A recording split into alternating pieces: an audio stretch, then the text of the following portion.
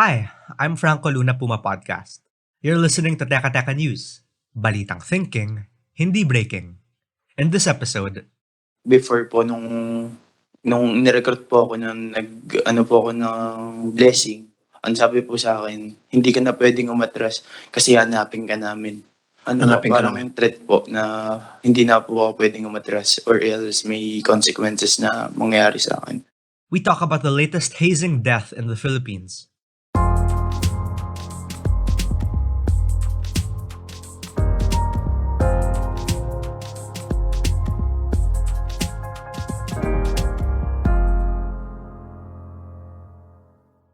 Nung nagsimula na po yung initiation, una po, bago po magsimula yung initiation, nilagyan nila ang blindfold.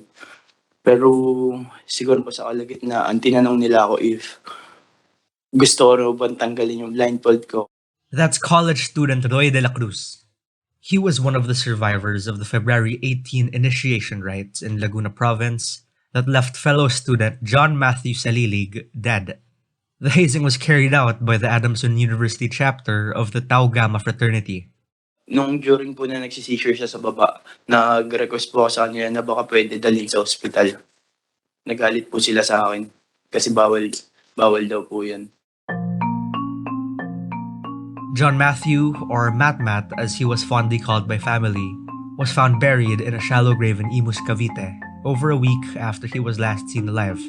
Roy said Matmat collapsed in front of the fratmen, but they refused to take him to a hospital. After the initiation rites in Laguna, the Tau Gamma officers decided to move to a bigger house in Parañaque. On their way, Matmat was already having seizures and complaining that he wasn't feeling well. Before Matmat made headlines, there was another recent hazing death. Another student, this time from the University of Cebu, who was killed in December. This is Lenny, the mother of 20-year-old marine engineering student Donel Baguio. Kwento po sa akin ng mga taga boarding house. Umalis daw po yung anak ko nung pitsa ng December 10 nga po. Tapos umuwi daw po yung anak ko ng December 12.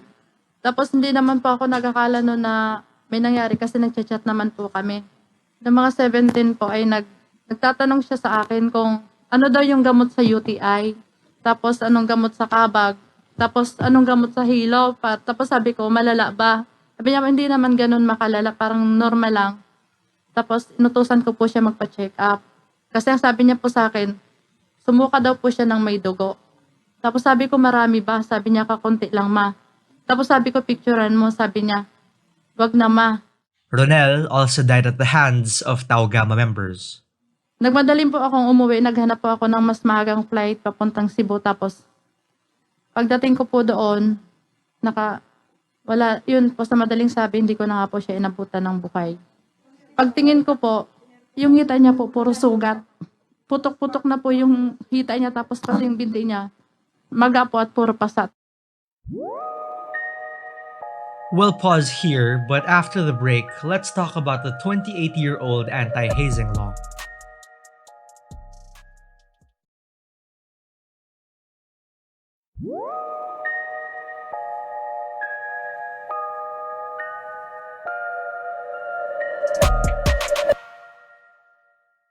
Republic Act 8049, or the Anti-Hazing Act of 1995, later amended to RA 11053, prohibits and penalizes physical harm and violence during fraternity and sorority initiation rites.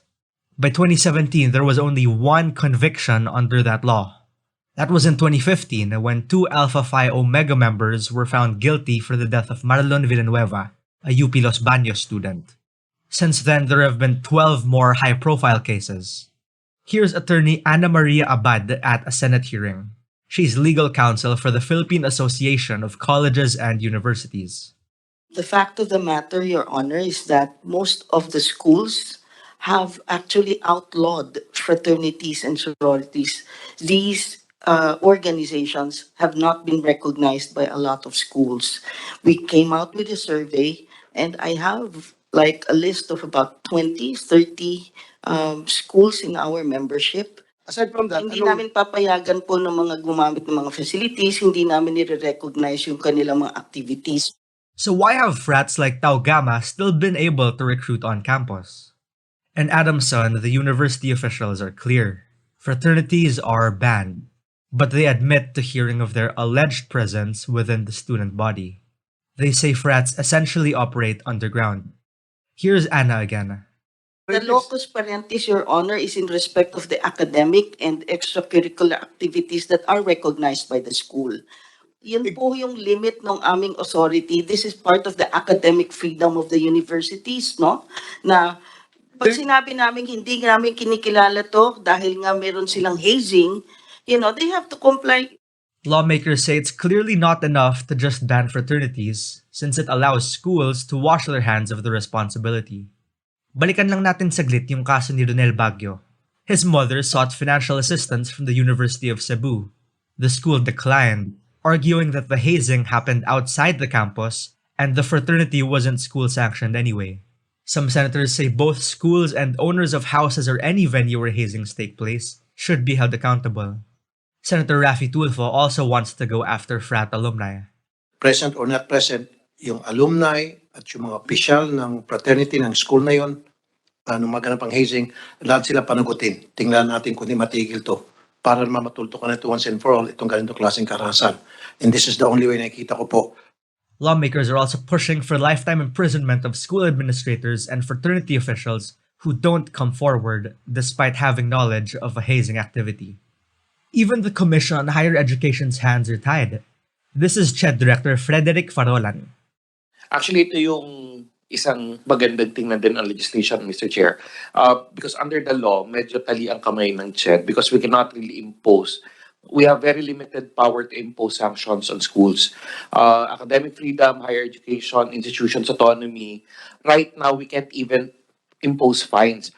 The anti-hazing law has actually been amended a number of times since 1995 to add stiffer penalties for hazing, including imprisonment of up to 40 years and fines of up to 3 million pesos. Despite this, hazing still continues. Even the larger Tau Gamma fraternity has condemned the practice. Here's Tau Gamma Phi founding father Tito Venida in a 2012 interview with Christian internet radio station Truth on Air. Hazing is a crime. It's against the law and it is malum per se, meaning it is a heinous crime. I am against hazing because it kills. Hazing, any form of violence, any form of ridicule, any form of public exposure of humiliation, making another individual to be a slave, to me, that is not only a violation of the law, which is an act of degrading human dignity, it's also a sin against God. Taking one life, to me, you have taken something that you cannot replace. What more if that one life becomes 10, 20, 100, 1,000? John Matthew Salilig, who hailed from Zamboanga, died of severe blunt force trauma to the lower extremities, per the official police report. He was allegedly hit at least 70 times with a wooden paddle. Lawmakers kept asking, why? Here's Tong Cheng Teng, alias Nike, at the Senate hearing. He introduced himself as the Grand Triskelion, or leader of the Tau Gamma chapter who led the initiation rites. He was being grilled by Senator Bato de la Rosa. Sino makapagbigay sa akin ng rason? Bakit kinakailangan yung paluan, yung hazing, o what other forms? Bakit kinakailangan yan sa isang fraternity? Sino makapagsagot sa inyo? Kailangan ba talaga yan? Is it necessary? Hindi po siguro kasi yung sa akin po kasi sumusunod lang po ako dun sa tradition po nung mga inano. Kaya pag natatakot po ako na hindi sumunod kasi baka po yung DA po ako.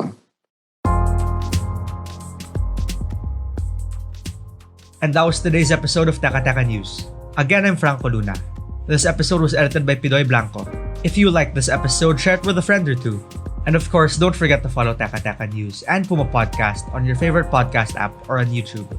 Thanks for listening.